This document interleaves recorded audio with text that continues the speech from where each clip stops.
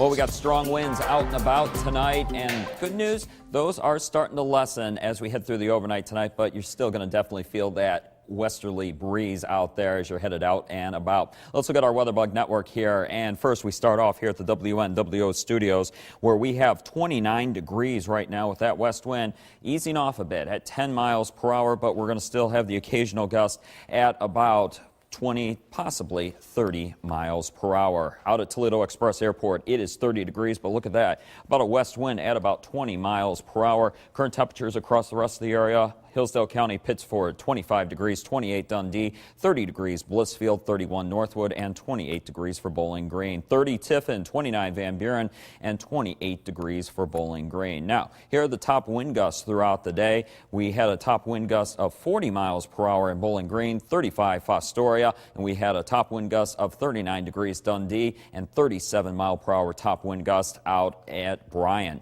Now, you factor in those high winds at about 20 gusting up to 30 miles per hour. We've had strong winds pretty much all day, and look at our current wind chill readings. 26 degrees just over the border in Temperance, 15 out at West Unity, and 15 in Ottawa, so make sure you got the hats and gloves as you're headed on out. Let's look at triple Doppler radar here, and you can see for the most part northwest Ohio is nice and dry, but as you head back on off towards the west, we have a winter weather advisory that is in effect for Williams and Hillsdale County. A winter storm warning back on off towards southwest lower Michigan and northwest Indiana, where heavier snow is expected for the daytime on Monday. And in fact, 2 to 3 inch snowfall amounts per hour are possible out towards South Bend, over towards Benton Harbor, Elkhart, Indiana. So be careful if you're traveling west along the Indiana toll road, because it could get a little dicey there. And also be careful if you're traveling out towards Cleveland eastward along Interstate 90 out towards Pennsylvania. Now, as we look at the lake effect snow really streaming in across southwest lower Michigan, northern Indiana,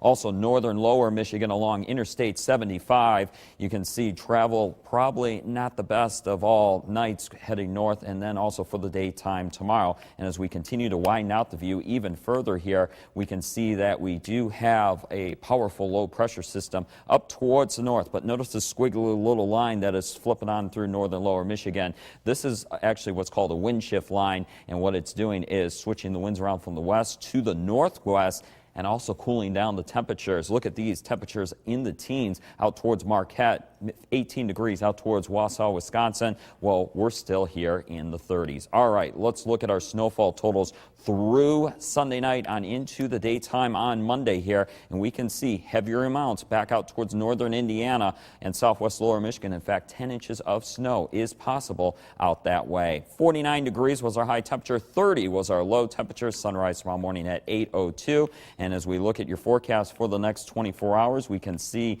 that we'll have a westerly flow moving on through the open waters of Lake Michigan. That will bring lake effect snow to lower Michigan. Our low temperatures tonight will be in the mid-20s, but as we head towards tomorrow, that storm system, or that trough wind shift line, if you want to call it, will push on through the area, and you'll notice the snow bands that will shift from the west-northwest to the northwest, and that's really going to drive in the colder air. And in fact, temperatures tomorrow will be in the 20s, not going far tomorrow. And in fact, Hubert, we really free fall on Monday night on into Tuesday. 14 degrees for a low temperature, 22, that's it on Tuesday, and then 33 degrees for Wednesday, and we start to warm things up as we head towards the end of the week. So hopefully you got your golf clubs ready by Friday. I vividly remember a number of times in 2011 how you dazzled many people in our viewing audience, Tom, with some spectacular predictions about weather 10 to 14 days in advance. Do you see anything significant by the way of snow in the next 10 to 14 days? Not really, Hubert. In fact, I could